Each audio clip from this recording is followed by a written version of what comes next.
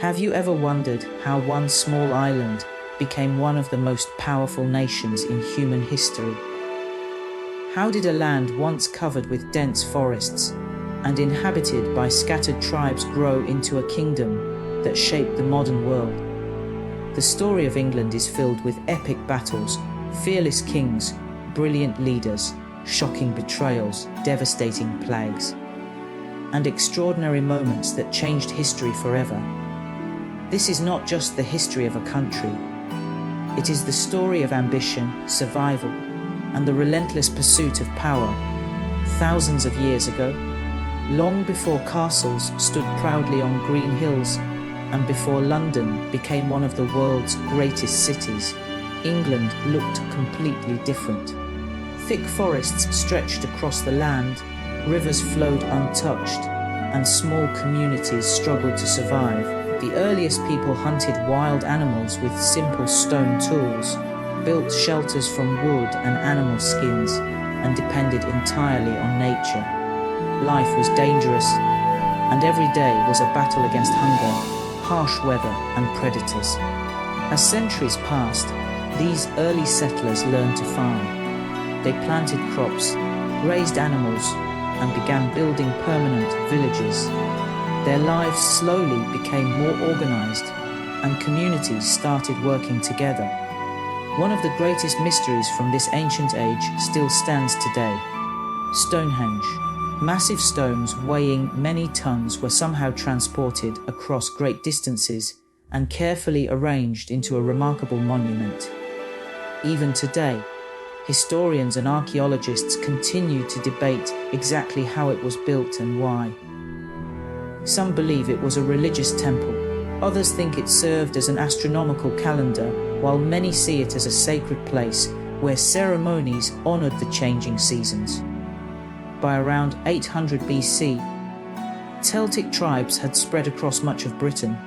These tribes were skilled farmers, fearless warriors, and talented craftsmen. They lived in hill forts that protected them from rival groups and invaders. Society revolved around family loyalty and tradition. Their spiritual leaders, known as druids, held enormous influence. They acted as priests, judges, teachers, and advisors. Since the druids passed down their knowledge orally instead of writing it, much of their wisdom has been lost forever. Everything changed in 55 BC when one of history's greatest military commanders turned his attention toward Britain. Julius Caesar, the famous Roman general, launched an expedition across the English Channel. Although his first invasion did not establish permanent Roman control, it revealed that Britain possessed valuable resources and strategic importance. Caesar returned the following year with a larger force. While he demonstrated Roman military strength, lasting conquest would have to wait nearly a century.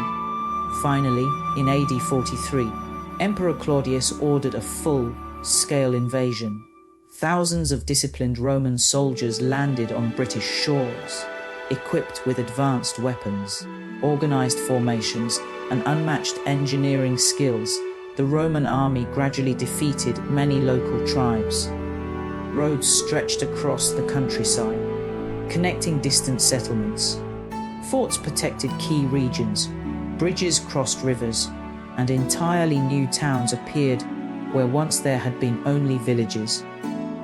One of the most famous Roman settlements was Londinium, the city we now know as London. What began as a small trading post quickly developed into a bustling center of commerce and administration. Merchants from across the Roman Empire brought goods such as wine, olive oil, pottery, and luxury items. In return, Britain supplied metals, wool, grain, and other valuable resources. However, not every Briton accepted Roman rule peacefully. Around AD 60, a remarkable woman named Boudica became a symbol of resistance. After Roman officials mistreated her family and seized her kingdom, she united several tribes into a powerful rebellion. Thousands followed her as they attacked Roman settlements, destroying towns including Londinium. For a brief moment, it seemed the Romans might lose Britain entirely. The Roman response, however, was swift and ruthless. Their disciplined legions eventually defeated Boudicca's forces in a decisive battle. Although her rebellion failed, her courage inspired generations to come. Today, Boudicca remains one of England's most celebrated historical figures, remembered as a fearless leader who fought against overwhelming odds. Roman Britain continued to prosper for nearly 4 centuries. Public baths, amphitheatres, temples, villas, and sophisticated water systems transformed daily life. Latin became the language of administration, while Roman laws introduced new standards of governance. Christianity gradually spread across the province, laying foundations that would influence English culture for centuries. Yet even the mighty Roman Empire could not last forever. During the 4th and 5th centuries, increasing pressure from invading tribes across Europe weakened Rome. The empire struggled to defend its vast territories. Eventually, Roman soldiers were recalled from Britain to protect Italy itself. Around AD 410, Roman authority effectively ended, leaving Britain vulnerable. Without Roman protection, local kingdoms found themselves exposed to new threats. Across the North Sea came groups known as the Anglo-Saxons and Jutes. Initially invited by some local rulers as mercenaries to help defend against raids, these Germanic warriors soon established their own settlements. Instead of leaving, they claimed land for themselves. Over time, these newcomers founded several kingdoms, including Wessex, Mercia, Northumbria, East Anglia, Kent, Essex, and Sussex. Historians often refer to this period as the age of the Anglo-Saxon kingdoms.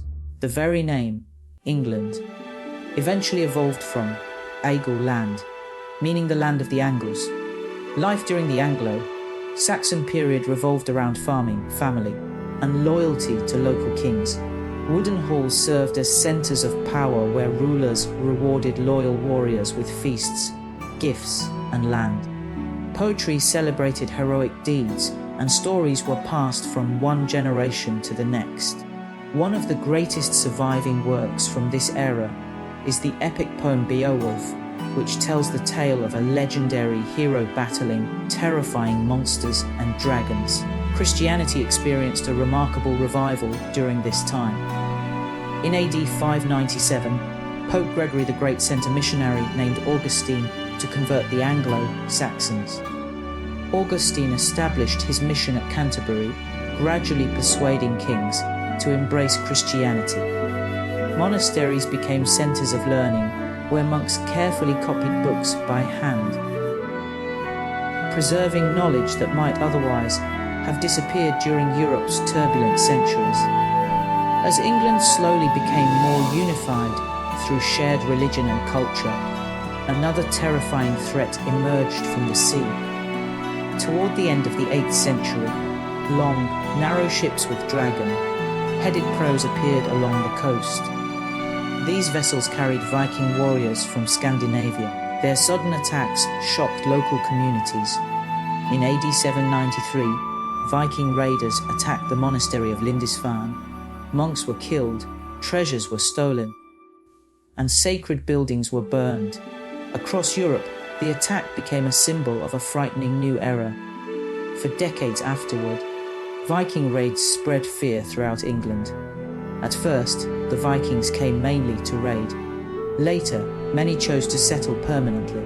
Large areas of northern and eastern England eventually fell under Viking control, becoming known as the Danelaw.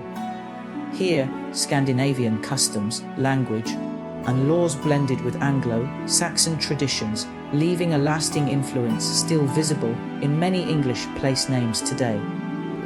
As Viking armies grew stronger, several Anglo-Saxon kingdoms collapsed. Only Wessex continued resisting effectively under a determined young king named Alfred. History would later remember him as Alfred the Great, one of England's greatest rulers. Alfred understood that bravery alone could not defeat the Vikings. He reorganized his army, strengthened defenses, and built fortified towns known as burhs. These defensive centers allowed local populations to shelter during attacks, while providing bases for counteroffensives. Alfred also encouraged education, believing that knowledge strengthened a kingdom as much as swords did. He promoted learning, translated important works into English, and supported scholars who helped preserve culture during uncertain times. After years of conflict, Alfred achieved a crucial victory at the Battle of Edington in AD 8078. The Viking leader Guthrum accepted peace and converted to Christianity. Although the Vikings retained control over significant territories, Alfred had secured the survival of Wessex and created the foundation for the future unification of England. The generations that followed continued Alfred's work. His descendants gradually expanded their authority, reclaiming lands from Viking control and bringing more of England under a single crown. For the first time, the dream of one united English kingdom began to look possible. But history has a way of surprising everyone. Just when it seemed England was finally finding stability, new rivalries emerged from across the sea. Powerful rulers in Scandinavia and Normandy watched England closely, believing they too had claims to its throne. Political alliances shifted. Ambitious nobles plotted in secret, and whispers of invasion spread through royal courts. No one could imagine that within a few decades, one single battle would completely transform England forever. A foreign conqueror would arrive, castles would rise across the landscape, a new language would dominate the royal court, and English society would change in ways that still shape the nation today. That unforgettable chapter is where our story continues. The year was 1066, and England stood at a crossroads unlike any it had ever faced before. King Edward the Confessor had died, without leaving a clear heir to the throne. Almost overnight, the kingdom became the center of a dangerous struggle for power. Several powerful men believed they had the right to wear England's crown, and each was willing to fight for it. The English nobles quickly chose Harold Godwinson, one of the most experienced and respected leaders in the kingdom, to become the new king. Harold was a skilled soldier and an experienced statesman who understood the challenges facing England. Yet across the English Channel, another man was furious at this decision. William, Duke of Normandy, claimed that Edward had promised him the English throne years earlier. William believed Harold had also sworn an oath to support his claim. To William, Harold's coronation was nothing less than betrayal. But William was not the only rival. Far to the north, King Harald Hardrada of Norway also believed he had a rightful claim to England. Within months, England faced the terrifying possibility of invasion from two powerful armies. Harold Godwinson prepared his forces along the southern coast, expecting William to cross the Channel. Days turned into weeks, and weeks into months. Supplies began running low, and eventually Harold dismissed many of his soldiers so they could return home to harvest their crops. It was a decision forced by necessity, but fate had other plans. In September 1066, instead of William arriving first, Harald Hardrada invaded northern England with a massive Viking army. Harold reacted immediately. Displaying remarkable determination, he marched his troops nearly 200 miles in just a few days, an extraordinary achievement for the time. Near Stamford Bridge, the English army launched a surprise attack. The battle was fierce. According to legend, a single Viking warrior held a narrow bridge alone, preventing the English army from crossing until he was finally defeated. Whether the story is entirely true or not, the battle itself certainly was. Harold's forces achieved a crushing victory. Harald Hardrada was killed. ending the Viking king's dream of ruling England forever. But Harold had little time to celebrate. Just days after the victory, shocking news arrived. William of Normandy had finally landed on England's southern coast with thousands of soldiers, cavalry, and archers. Harold immediately turned his exhausted army around and marched south once again. His men had barely recovered from one major battle before they faced another that would decide the future of the kingdom. On October 14th, 1066, the two armies met near the town of Hastings. Harold positioned his soldiers on high ground, forming a strong shield wall, shoulder to shoulder. English warriors locked their shields together, creating what seemed an unbreakable defensive line. William's Norman army attacked repeatedly. Wave after wave of infantry advanced, followed by mounted knights and volleys of arrows. For hours, neither side gained a decisive advantage. The English shield wall held firm despite constant attacks. Frustration spread through William's army. At one point, rumors even claimed that William himself had been killed. To prove he was still alive, the Duke reportedly removed his helmet and rode before his troops, rallying them to continue fighting. William then used a clever tactic. Some Norman soldiers pretended to retreat, believing victory was close. Parts of the English army broke formation and chased them downhill. Suddenly, the Normans turned and attacked the scattered English soldiers, weakening the once solid shield wall. As the battle entered its final stages, Harold was killed. Tradition says he was struck in the eye by an arrow, though historians still debate exactly how he died. Whatever the truth, the loss of their king shattered English resistance. By the end of the day, William had won one of the most significant battles in history. On Christmas Day in 1066, William was crowned King of England in Westminster Abbey. History would forever remember him as William the Conqueror. His victory changed England more profoundly than almost any event before or since. William immediately began securing his new kingdom.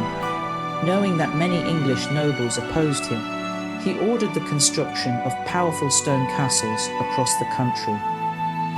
Unlike the wooden forts used previously, these massive structures symbolized Norman authority and served as military strongholds. One of the most famous was the Tower of London, which still stands today as a reminder of Norman power.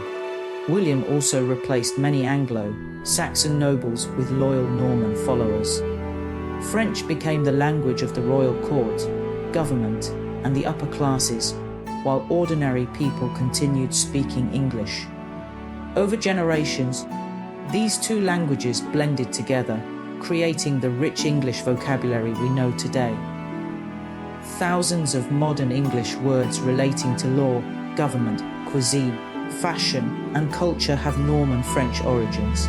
In 1086, William ordered one of the most extraordinary surveys ever attempted. Officials travelled across England recording land ownership, villages, farms, livestock, forests, mills, and resources. The result became known as the Domesday Book. It allowed the king to understand exactly what wealth existed throughout his kingdom and how much tax could be collected. Few medieval rulers possessed such detailed knowledge of their realm. Following William's death, his sons and later descendants struggled to maintain control. Rivalries within the royal family often erupted into conflict. Nobles fought for influence, alliances shifted constantly, and England experienced periods of uncertainty. Eventually, the throne passed to the Plantagenet dynasty, one of the longest and most influential royal families in English history. Under their rule, England expanded its influence while also facing new internal challenges. One of the most remarkable Plantagenet kings was Henry Sue, who came to power in 1154. Henry was energetic, intelligent, and determined to strengthen royal authority. He introduced important legal reforms that helped create the foundations of England's common law system. Judges travelled across the kingdom hearing cases, helping establish more consistent justice throughout the land. However, Henry's reign was not without controversy. His relationship with Thomas Becket, the Archbishop of Canterbury, became one of the most famous conflicts in medieval history. Initially close friends, the two men gradually became bitter opponents over the limits of royal power and church authority. During a heated argument, Henry reportedly exclaimed words that were interpreted by some of his knights as a command. In 1170, 4 knights travelled to Canterbury Cathedral and murdered Thomas Becket while he prayed. The shocking crime horrified Europe. Becket was soon declared a saint, and Canterbury became one of Christianity's greatest pilgrimage destinations. Henry himself later performed public penance, hoping to repair the damage caused by the tragedy. After Henry came Richard I, better known as Richard the Lionheart. Richard became famous for his courage during the Crusades, military campaigns fought in the Holy Land. Although celebrated as a fearless warrior, Richard actually spent very little time in England. Much of his reign was devoted to battles abroad, leaving others to govern the kingdom in his absence. When Richard died, his younger brother John became king. King John inherited a kingdom facing serious problems. Military defeats in France weakened England's position overseas, while heavy taxation angered both nobles and ordinary people. John's unpredictable leadership caused many influential barons to lose confidence in him. By 1215, frustration had reached breaking point. Armed barons confronted King John at a meadow called Runnymede. There, they forced him to accept a historic document known as Magna Carta, or the Great Charter.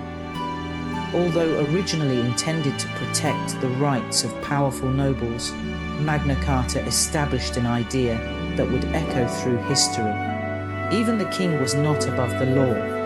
This principle inspired future generations around the world. Centuries later, constitutional governments, legal systems, and democratic institutions would all draw inspiration from the belief that rulers must obey laws rather than rule entirely by personal will. Despite Magna Carta, conflict continued. Civil wars, disputes over succession, and struggles between kings and nobles remained common throughout medieval England. Meanwhile, daily life for ordinary people was filled with hard work. Most families lived in small villages, farming the land owned by local lords. Homes were simple wooden structures with thatched roofs. Fields had to be ploughed, crops planted, animals cared for, and food stored for harsh winters. Every harvest determined whether families would survive the coming year. Markets gradually expanded as trade increased. Craftsmen produced tools, pottery, clothing, and furniture. Growing towns attracted merchants from across Europe. Cathedrals rose above city skylines, showcasing remarkable achievements in architecture and engineering.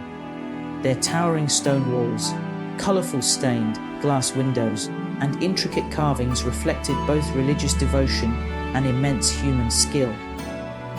Universities also began to emerge, encouraging learning among scholars, clergy, and future leaders. Knowledge slowly spread beyond monasteries, laying foundations for intellectual growth that would shape later centuries. Yet while England seemed to be growing stronger, a far greater disaster was silently approaching from distant lands. Invisible, unstoppable, and terrifying, it would kill millions across Europe, transform society forever, weaken old systems of power, and change the course of English history in ways no king or army ever could. That dark chapter would become known as the Black Death, and it would mark the beginning of an entirely new era for England. In the middle of the 14th century, England faced an enemy unlike any it had ever known. It carried no banner, commanded no army, and offered no warning before it struck. There were no castles strong enough to stop it, and no swords sharp enough to defeat it. This enemy was disease, and history would remember it as the Black Death. The plague arrived in England in 1348, spreading through towns and villages with terrifying speed. People had little understanding of how diseases worked. Many believed the plague was a punishment from God, while others blamed poisoned wells or mysterious forces they could not explain. Families watched helplessly as loved ones became sick with fever, painful swellings, and unbearable weakness. In many communities, entire households disappeared within days. The death toll was staggering. Historians estimate that between 1/3 and 1/2 of England's population died during the outbreak. Fields were abandoned because there were not enough workers to harvest crops. Businesses closed, villages became deserted, and countless churches rang their bells almost continuously for funerals. Yet out of this unimaginable tragedy came unexpected change. With so many workers gone, labour became far more valuable. Survivors demanded better wages and improved conditions. The old feudal system, where peasants were tied to the land and owed service to powerful lords, began to weaken. Ordinary people slowly gained opportunities that had once seemed impossible. At the same time, England remained locked in a long struggle with its neighbour across the English Channel. This conflict, known as the 100 Years' War, was fought between the kings of England and France over claims to the French throne and control of valuable territories. One of England's greatest military victories came in 1415 under King Henry V. At the Battle of Agincourt, the English army was heavily outnumbered.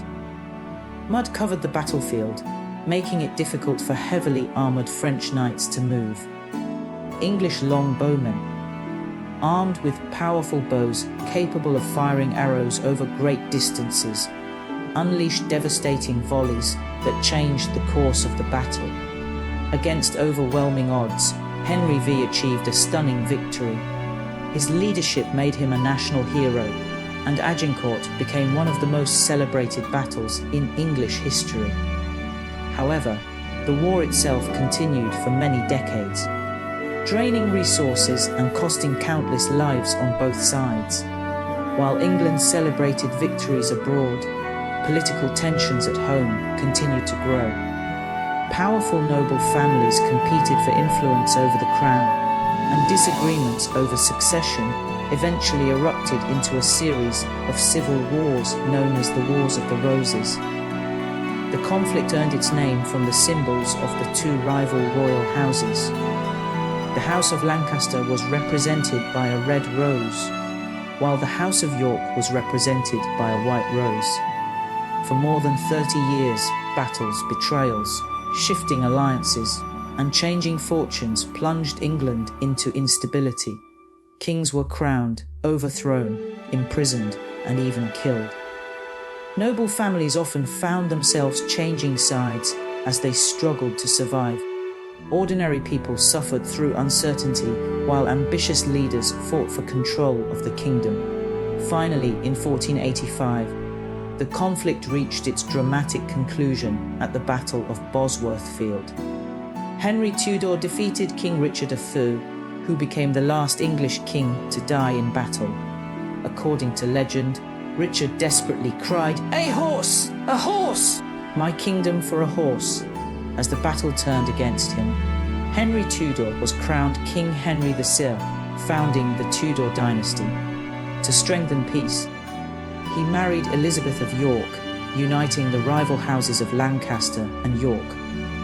After decades of bloodshed, England finally entered a period of greater stability. Henry VI carefully rebuilt the kingdom's finances and strengthened royal authority. His cautious leadership created a solid foundation for future generations, but it was his son, Henry VIII, who would become one of the most famous. and controversial monarchs in English history. Henry V began his reign in 1509 as a popular and energetic young king. Intelligent, athletic, and charismatic, he appeared destined for greatness. However, his desire for a male heir would eventually change the course of English history forever. Henry's marriage to Catherine of Aragon failed to produce the surviving son he desperately wanted. Believing that England's future depended on a male successor, Henry sought permission from the Pope to end the marriage. When the request was refused, Henry made an extraordinary decision. Instead of accepting the Pope's authority, Henry declared himself the supreme head of the Church in England. This act separated the English Church from the Roman Catholic Church and marked the beginning of the English Reformation. The consequences were enormous. Monasteries across England were dissolved, their lands and wealth transferred to the crown. Religious practices changed, political power shifted, and the relationship between church and state was transformed forever. Henry VIII is also remembered for his 6 marriages. His determination to secure a male heir led to dramatic personal and political consequences. 2 of his wives were executed, 2 marriages ended in divorce or annulment, 1 wife died shortly after childbirth, and only his final marriage outlived him. When Henry died in 1547, his young son Edward VI became king. Because Edward was only a child, powerful advisors governed in his name. His reign was short, and after his death, England briefly came under the rule of Mary I. Mary attempted to restore Roman Catholicism and reversed many Protestant reforms introduced during previous reigns.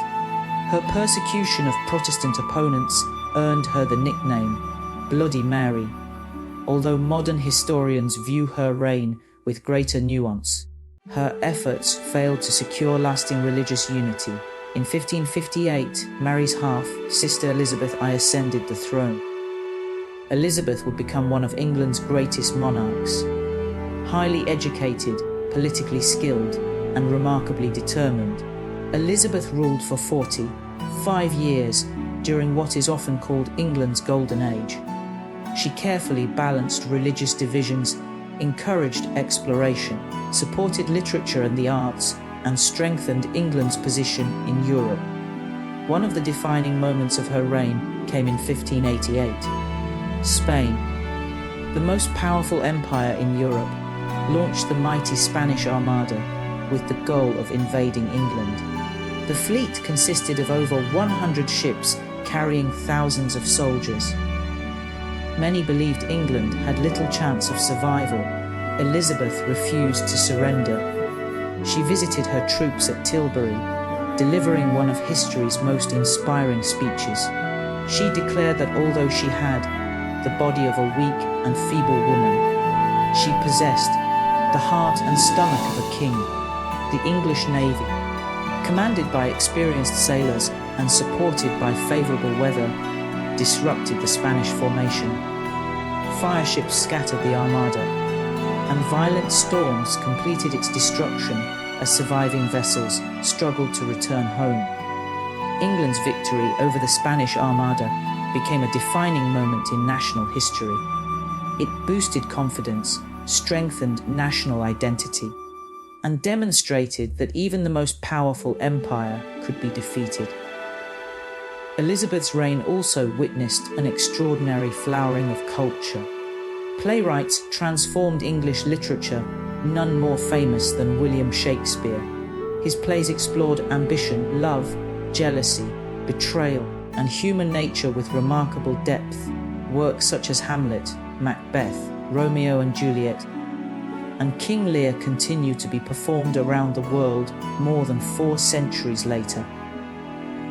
English explorers ventured farther than ever before. Sailors crossed dangerous oceans in search of new trade routes, wealth, and knowledge.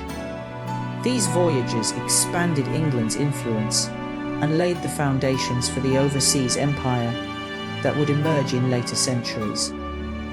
By the time Elizabeth I died in 1603, England had changed beyond recognition from the land of scattered tribes that existed thousands of years earlier. It had survived Roman conquest, Viking invasions, Norman rule, devastating plague, civil wars, religious upheaval, and foreign threats. Each challenge had reshaped the nation, making it stronger, more experienced, and increasingly influential. Yet the story was far from over. The centuries ahead would bring civil war, revolution, scientific discovery, industrial innovation, and the rise of the British Empire, the largest empire the world had ever seen. England would become a driving force behind global trade, modern democracy, literature, science, and technology, leaving an impact that continues to shape our world today. The history of England is ultimately more than a timeline of kings and battles. It is a story of resilience, transformation, courage, and the remarkable ability of people to rebuild after every crisis. From ancient stone circles to magnificent castles, from Viking raids to world-changing ideas. England's journey reminds us that history is never simply about the past, it is the foundation upon which the future is built. If you enjoyed this journey through the incredible history of England, don't forget to like this video, share it with your friends and family, and subscribe to the channel for more fascinating stories from history. Turn on the notification bell so you never miss our next adventure into the past. Thank you for watching, and I'll see you in the next video.